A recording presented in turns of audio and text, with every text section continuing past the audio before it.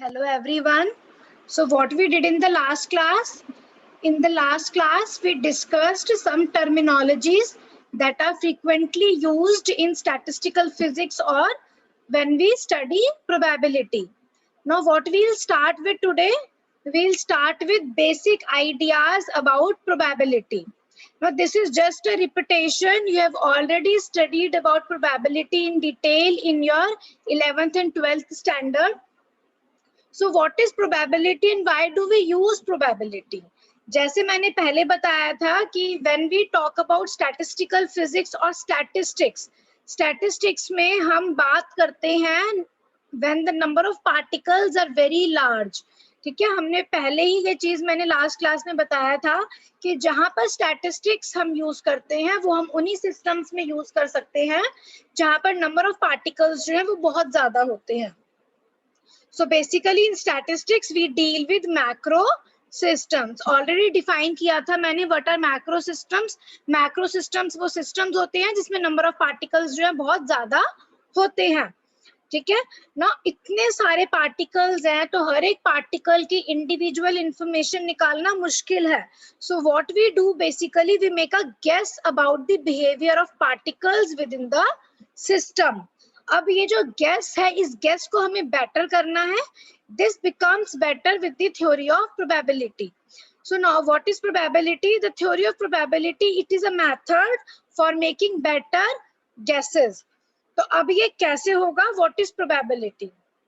So here we will now study about probability in detail. Probability क्या होता है? You already know it is defined as the ratio of number of favorable cases to the total number of possible events or the total number of possible outcomes.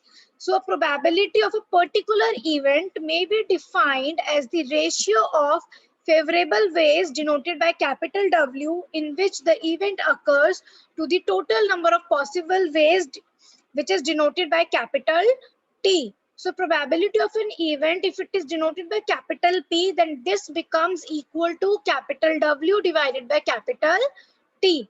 This is the definition of probability and you all are very much familiar about this definition. Probability of an event is nothing but the ratio of the total number of favorable ways, the ratio of the number of favorable ways to the total number of possible ways. Or if let's say P is the probability of happening of an event, then what will be the probability of failing the event? That will be 1 minus P. Since you already know total probability is always 1, तो किसी चीज की occurrence होने की probability अगर P है तो non occurrence की probability होगी 1 minus P, so that total P plus 1 minus P becomes 1. So here if I say, let's say X be the number of favorable ways in which the event occurs and Y the number of ways in which the event fails, then probability of occurring of an event क्या होगा? X number of favorable ways divided by the total number of possible ways, that is X plus Y. Occurrence plus favorable plus non-favorable, that is X plus Y. Then what will be the probability of failing the event? That will be 1 minus this thing X upon X plus Y, that becomes Y upon X plus Y, such that the total becomes 1. Okay, since the total number of ways T is fixed, capital T दोनों cases में same है X plus Y, so that says जो probability है this is directly proportional to capital W, T being constant. Capital P जो है capital W पे depend कर रही है, T जो है हमारा वो constant है. And we know that the sum of these two probabilities is always 1. क्योंकि क्या होगा? या तो event होगा या नहीं होगा. तो अगर होने की ये probability है, ना होने की ये probability है, तो अगर हम उन दोनों को sum up कर देंगे तो we'll get 1. या तो event होगा या नहीं होगा. और ये सारी चीजों से तुम already familiar हो. You are already familiar with the definition of probability. Now इसको हम आगे extend करेंगे to the types of probability. दो types की probability होती है, statistical probability and a prior probability. जो तुमने अपने स्कूल में पढ़ा है वो पढ़ा है अ प्रायर प्रोबेबिलिटी। यहाँ पर हम एक और चीज पढ़ेंगे विच इज स्टैटिस्टिकल प्रोबेबिलिटी। ना स्टैटिस्टिकल और प्रायर प्रोबेबिलिटी में क्या डिफरेंस होता है? स्टैटिस्टिकल प्रोबेबिलिटी क्या होती है? It is defined as the number of ways in which the event actually occurs to the total number of times the event was carried out. इसका मतलब क्या है? देखो प्रोबेबिलिटी में ही नाम है स्टैटिस्टिकल। स्टैटिस्टिकल का मतलब क्या है? Statistics, that means we are talking about very large number of particles और you can say very large number of events. तो स्टैटिस्टिकल प्रोबेबिलिटी क्या होता है? जैसे एग्जाम्पल के तौर पे अगर मैं समझाऊं, अगर मुझे स्टैटिस्टिकल प्रोबेबिलिटी निकालनी है टेल के आने की, मेरे पास एक हेड है, मेरे पास एक कॉइन है, मैंने उस कॉइन को टॉस किया, तो मेरे पास क्या होगा? या तो हेड आएगा या टेल आएगा। मुझे स्टैटिस्टिकल प्रोबेबिलिटी निकालनी है of tail coming. Prior probability तो तुम लोगों को पता है। प्रायर प्रोबेबिलिटी क्या होती है? टेल के आने की 1/2। अब ये भी कैसे होती है तुम्हें पता है? प्रायर प्रोबेबिलिटी क्यों कहते हैं ये मैं आगे बताऊंगी, पहले स्टैटिस्टिकल प्रोबेबिलिटी को समझ लो। स्टैटिस्टिकल प्रोबेबिलिटी क्या होगी टेल के आने की? वो होगी the number of ways in which the event actually occurs, मतलब कितनी बार एक्चुअली टेल आया, to the total number of times the event was carried out, मतलब कितनी बार हमने कॉइन को टॉस किया, कितनी बार टेल आया, डिवाइडेड बाय कितनी बार हमने कॉइन को टॉस किया। This will give the statistical probability. If we toss a coin 1,000 times and the tail comes up in 520 events, then what will be the statistical probability? A word important है. What will be the statistical probability of tail coming up? By definition क्या होती है statistical probability? कितनी बार tail आया? 520 times divided by कितनी बार हमने event को कैरी किया। 1000 टाइम्स हमने कॉइन को टॉस किया, जिसमें से 520 टाइम्स जो है हमारा टेल आया। तो स्टैटिस्टिकल प्रोबेबिलिटी टेल के आने की क्या हो जाएगी? कितनी बार टेल आया टू दी कितनी बार हमने कॉइन को टॉस किया, मतलब 520 divided by 1000. So the statistical probability of tail coming up in this particular event will be 0.520. ये होती है स्टैटिस्टिकल प्रोबेबिलिटी, जिसमें हम इवेंट को बहुत ज्यादा टाइम्स रिपीट करते हैं। जितने ज्यादा हम इवेंट को रिपीट करेंगे उतना ही एग्जैक्ट हमें रिजल्ट मिलेगा। कैसे ये भी आगे बताऊंगी। सबसे पहले इस डेफिनेशन को और समझो। अ प्रायर प्रोबेबिलिटी, प्रायर का मतलब क्या है? पहले से ही।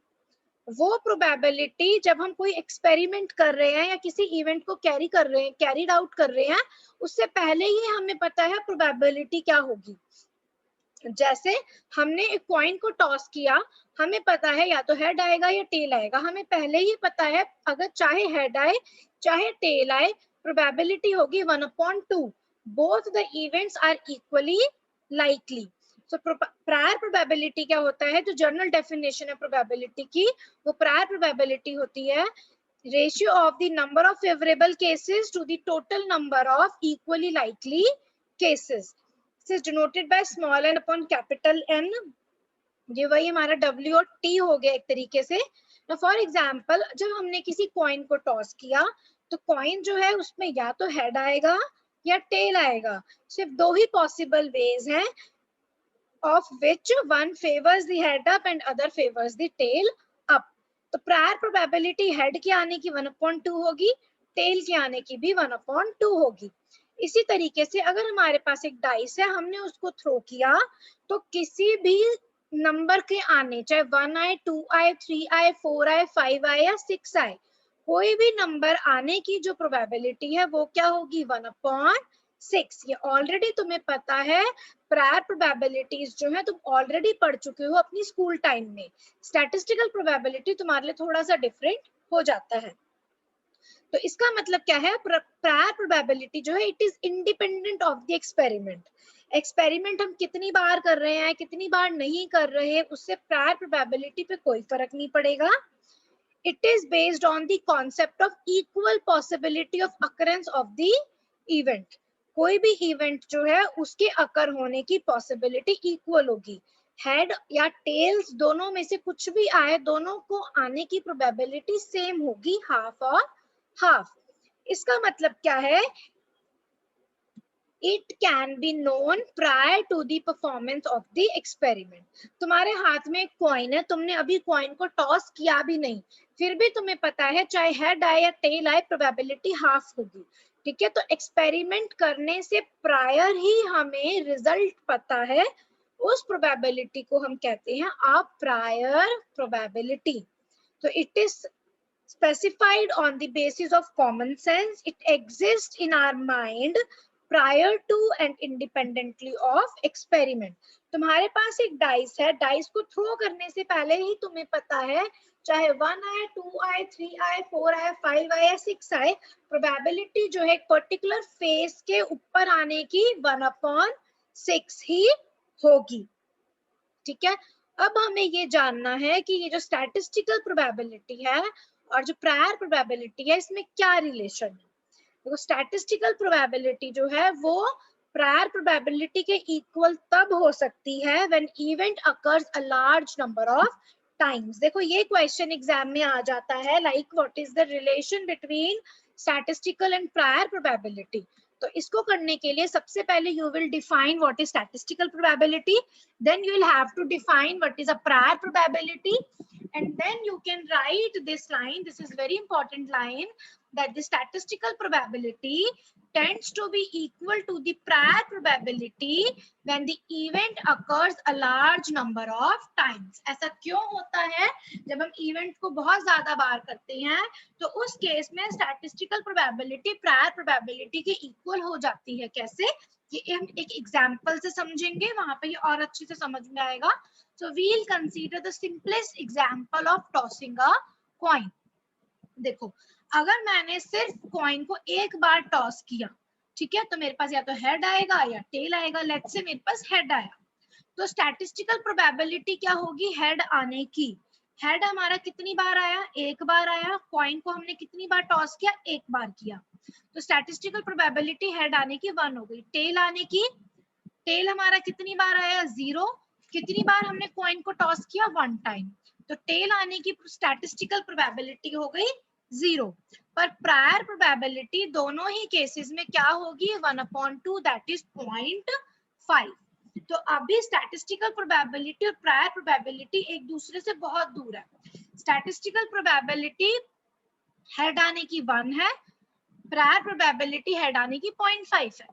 स्टैटिस्टिकल प्रोबेबिलिटी टेल आने की 0 है, प्रायर प्रोबेबिलिटी टेल आने की भी 0.5 है।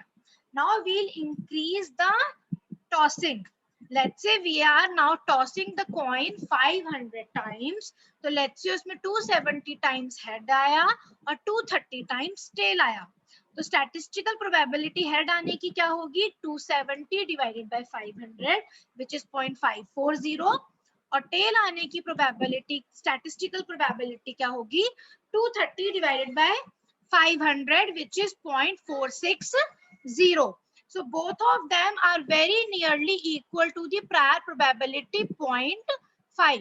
तो इसमें हमने क्या देखा, जब हम कॉइन को बहुत ज्यादा बार टॉस कर रहे हैं उस केस में स्टैटिस्टिकल प्रोबेबिलिटी चाहे हेड आने की हो या टेल आने की हो, वो 0.5 को अप्रोच कर रही है। 0.54 है हेड आने की स्टैटिस्टिकल प्रोबेबिलिटी, प्रायर प्रोबेबिलिटी है 0.5, so it is going closer to the prior probability. Similarly tail आने की प्रोबेबिलिटी है 0.46 और प्रायर प्रोबेबिलिटी है 0.5, so it is also approaching the prior probability when we are increasing the tossing of coin. Now let's say we have further now increased the tossing and now we are tossing the coin 5000 times. So let's say head आया 2530 times और tail आया 2470 times. तो statistical probability head आने की क्या हो गई, 2530 divided by 5000 which is 0.506, और tail आने की statistical probability क्या हो गई, 2470 divided by 5000 which is equal to 0.494. So these values are now much nearer to the prior probability of 0.5.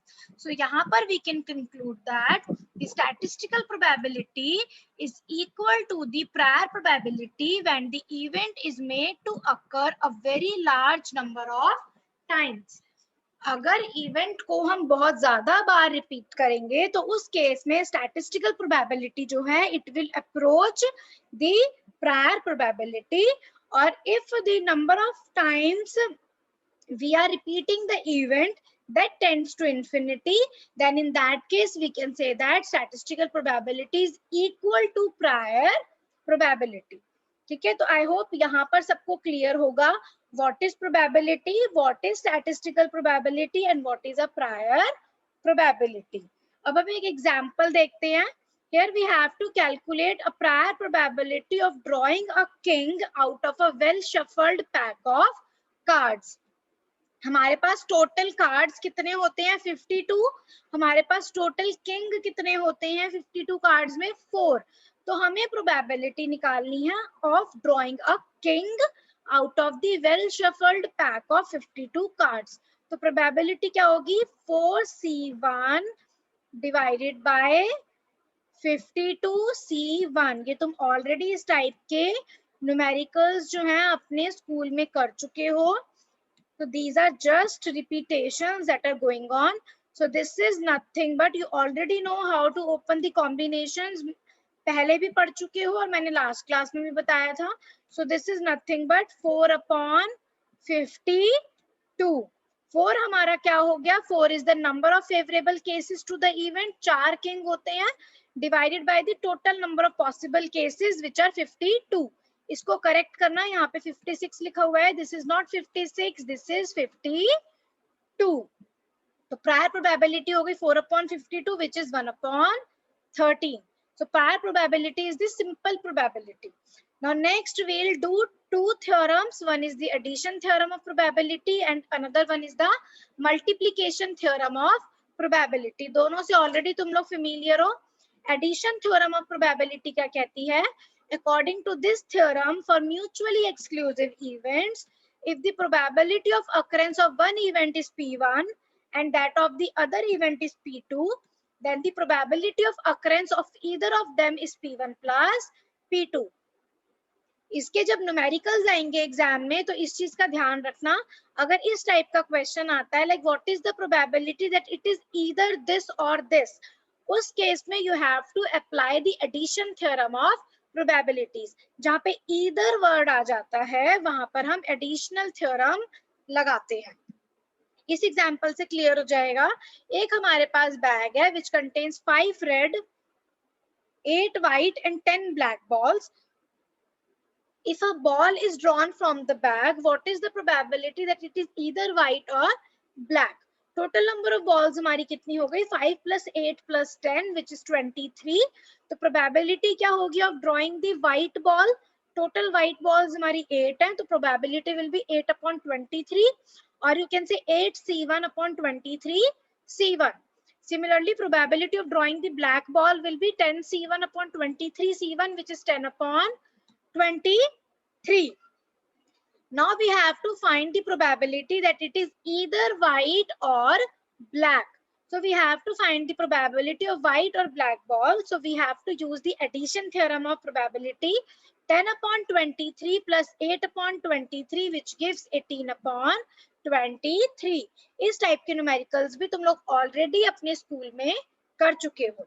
ठीक है, अब यहाँ पर देखो in a single throw of 2 dice, हमारे पास 2 डाइस हैं, हमने उनको थ्रो किया. हमें प्रोबेबिलिटी निकालनी है टोटल 9 आने की या 11 आने की. जहाँ या वर्ड आ गया ना ईदर और वहां पे we know we have to use the addition theorem of probabilities. ठीक है, तो अब हम प्रोबेबिलिटी कैसे निकालेंगे? पहले हम निकालेंगे 9 आने की प्रोबेबिलिटी क्या है, फिर हम निकालेंगे 11 आने की प्रोबेबिलिटी क्या है, फिर हम उन दोनों को ऐड कर देंगे and we'll get the final result. तो हमने 2 डाइस को थ्रो किया तो हमारे पास 9 आने की प्रोबेबिलिटी क्या होगी जब एक में 3 आया और एक में 6, या तो एक में 4 आया एक में 5, या पहले में 5 आया दूसरे में 4, या पहले में 6 आया दूसरे में 3. So we have 4 number of ways of obtaining 9 after throwing 2 dice in a single throw. तो 9 आने की प्रोबेबिलिटी क्या हो गई 4/36 which is equal to 1/9. Now total number of cases 36 क्यों है ये आई होप सबको पता है, ये ऑलरेडी तुम लोग स्कूल में कर चुके हो. Total number of possible events होते हैं 6 into 6 is equal to 36. ठीक है, 1 1 आ सकता है, 2 2 3 3 4 4 5 5 6 6, then 1 2 1 3 1 4 1 5 1 6, then 2 1 2 2 2 3 2 4 2 5 2 6. इस तरीके से we have total number of 36 possible events जब हम दो डाइस को थ्रो करते हैं. नेक्स्ट 11 आने की प्रोबेबिलिटी क्या होगी, या तो 6 5 आए या 5 6 आए. So we have 2/36. Now what will be the probability of getting a total of 9 और 11? That will be 1/9 plus 1/18 which gives 1/6. ठीक है, इस टाइप के न्यूमेरिकल्स भी तुम ऑलरेडी कर चुके हो. एक न्यूमेरिकल हम और देख लेते हैं जिसमें ये चीजें और क्लियर हो जाएंगी और एग्जाम में ये न्यूमेरिकल्स आते हैं. ठीक है, हमारे पास एक डाइस है which is having 6 faces numbered 1 to 6. सबसे पहले हमें प्रोबेबिलिटी निकालनी है of getting 4. तो प्रोबेबिलिटी क्या हो जाएगी 4 के आने की 1/6. प्रोबेबिलिटी निकालनी है either 2 या 4, मतलब 2 आने की प्रोबेबिलिटी है 1/6, 4 आने की प्रोबेबिलिटी भी है 1/6. तो what is the probability of getting either 2 और 4? एडिशनल थ्योरम लगाएंगे, 1/6 plus 1/6 equal to 1/3. 1/6 प्रोबेबिलिटी हो गई 2 आने की, ये 1/6 प्रोबेबिलिटी हो गई 4 आने की. एडिशन थ्योरम लगाया, हमारे पास प्रोबेबिलिटी आ गई ऑफ गेटिंग either 2 और 4. Next we have to find the probability of getting either 1 2 और 3. 1 आने की प्रोबेबिलिटी हो गई 1/6, 2 आने की हो गई 1/6, 3 आने की हो गई 1/6. एडिशनल थ्योरम लगाई हमने तो हमारे पास आ गई प्रोबेबिलिटी ऑफ गेटिंग either 1 2 और 3 and that becomes 1/2. So this is how we can apply the addition theorem of probabilities in the numericals. Jin numericals में either या or word use होगा वहां पे हम addition theorem लगाएंगे. नेक्स्ट हमारे पास है मल्टीप्लिकेशन थ्योरम ऑफ प्रोबेबिलिटीज, जिसको हम joint probability of composite events भी कहते हैं. इस डेरिवेशन को एक बार देख लेना, सिंपल है, ऑलरेडी पढ़ चुके हो. इस थ्योरम के हिसाब से if the probability of occurrence of two independent events are P1 and P2, then the probability of occurrence of the two events simultaneously is the product, that is P1 into P2. Multiplication theorem है, मतलब हम दो probabilities को multiply करेंगे. Add हम तब करते हैं जब जहां पर हम कहते हैं probability of occurring of either this और दिस. मल्टीप्लीकेशन थ्योरम हम वहां अप्लाई करते हैं जहां पे हमें निकालना है probability of occurrence of two events simultaneously. ठीक है, ये इस एग्जांपल से क्लियर होगा. हमारे पास एक बैग है which contains 8 white and 6 black balls. The balls are drawn at random, one after the other. यहाँ पे ध्यान देना, one after the other है, that means without replacement. Now what is the probability that both balls are black? हमने जो दोनों balls हैं उनको ड्रॉ किया साइमल्टेनियसली, तो पहली बॉल को ड्रॉ करने की प्रोबेबिलिटी क्या होगी 6/14. टोटल नंबर ऑफ बॉल्स हमारी 14 है. फिर एक बॉल हमने ड्रॉ कर ली, हमारे पास कितनी रह गई 13. तो सेकेंड बॉल जो है, और 6 ब्लैक बॉल्स में से हमारे पास 5 ब्लैक बॉल्स रह गई, तो सेकेंड ब्लैक बॉल को निकालने की प्रोबेबिलिटी क्या होगी 5/13. मल्टीप्लीकेशन थ्योरम लगाएंगे तो ये हमारा हो गया 6/14 into 5/13 which is equal to 30/182. ठीक है, इसका एक और तरीका भी होता है जो तुम ऑलरेडी स्कूल में कर चुके हो. देखो 8 + 6, टोटल नंबर ऑफ बॉल्स हमारी 14 है, 6 हमारी ब्लैक बॉल्स है. We have to find the probability that both balls are black. कैसे करेंगे, 6C2 डिवाइडेड बाय 14C2. 6 में से हमने 2 ब्लैक बॉल निकाली, डिवाइडेड बाय 14 में से हमने 2 ब्लैक बॉल निकाली. कौन सी ब्लैक बॉल पहले निकाली कौन सी बाद में, उससे हमें फर्क नहीं पड़ता, ऑर्डर जो है वो मैटर नहीं करता. So instead of permutations we are using combinations. ठीक है, तो इसको जब सॉल्व करोगे इससे भी तुम देखोगे you will get the same answer.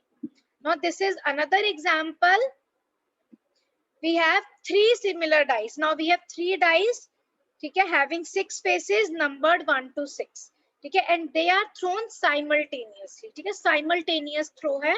We have to calculate the probability of getting the faces marked 2 of all the dice simultaneously.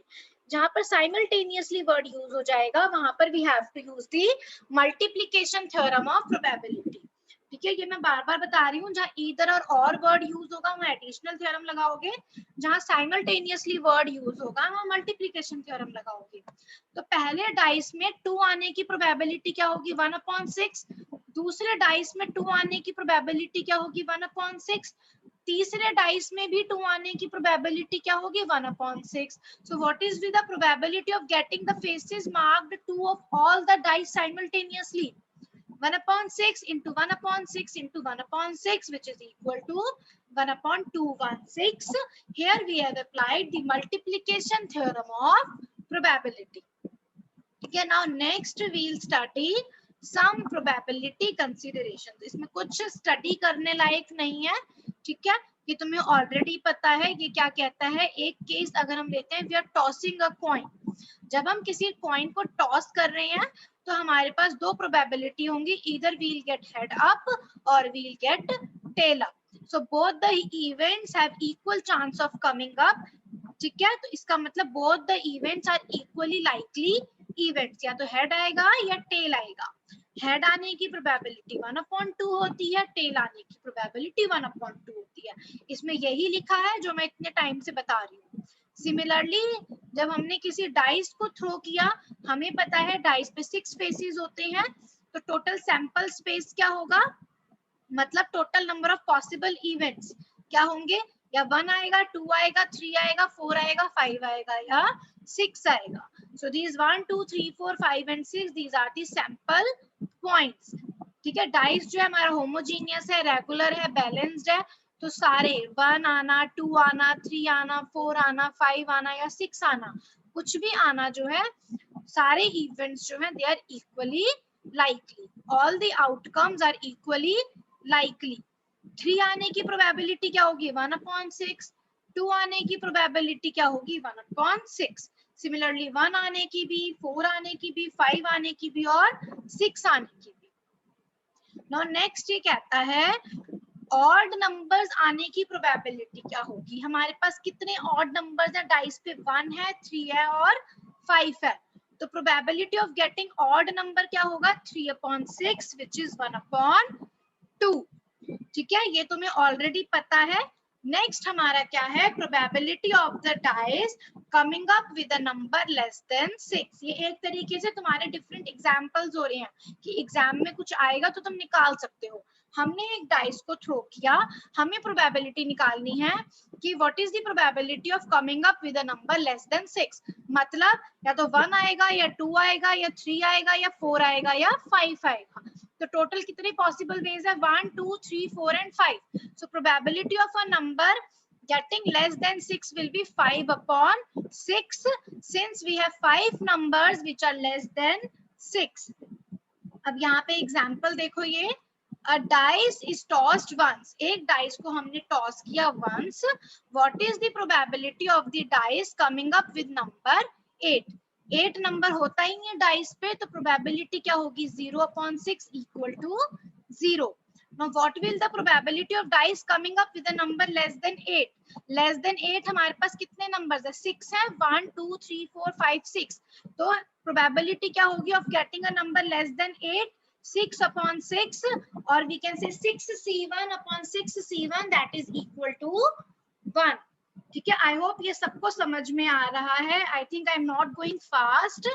Next example क्या कहता है, what is the probability of drawing N S from a well shuffled deck of 52 cards. ये मैं पहले ये numerical करा चुकी हूँ.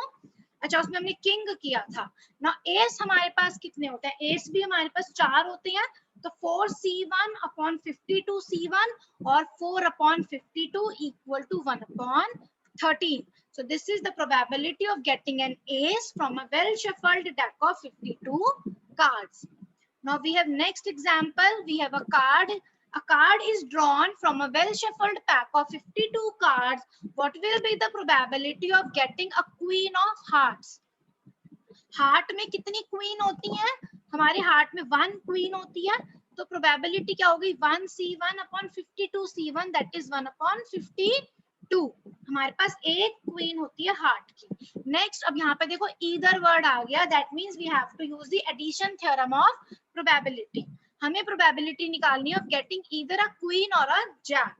टोटल क्वीन कितनी होती है कार्ड्स में? 4 क्वीन होती है हमारे पास और 4 ही जैक होते हैं। तो क्वीन आने की प्रोबेबिलिटी क्या होगी? 4C1/52C1 that is 4/52। जैक आने की प्रोबेबिलिटी क्या होगी? 4/52। So now we have to find the probability of getting either a queen और अ जैक। तो हम एडिशन थ्योरम लगाएंगे प्रोबेबिलिटी की, and we'll get 4/52 plus 4/52 that is equal to 8/52 which is equal to 2/13. Now we have third part. Third part is the probability of drawing any card of diamond. Diamond को निकालने की probability क्या होगी? हमारे पास कितने diamonds होते हैं? Out of 52 cards हमारे पास 13 diamonds होते हैं। तो probability क्या होगी? 13C1/52C1 that is 13/52 equal to 1/4। ठीक है, तो यहाँ पर आज हमने देखा प्रोबेबिलिटी क्या होती है, स्टैटिस्टिकल प्रोबेबिलिटी क्या होती है, प्रायर प्रोबेबिलिटी क्या होती है, उनके बीच में क्या रिलेशन है, एडिशन थ्योरम ऑफ प्रोबेबिलिटी क्या होती है, मल्टीप्लिकेशन थ्योरम ऑफ प्रोबेबिलिटी क्या होती है। फिर आज हमने काफी सारे एग्जांपल्स देखे हैं। आई होप यहाँ पर सबको सारी चीजें क्लियर हो गई होंगी, ये ऑलरेडी तुम लोग अपने स्कूल में पढ़ चुके हो। अब नेक्स्ट क्लास में we will start with the expected number of cases in which an event may occur.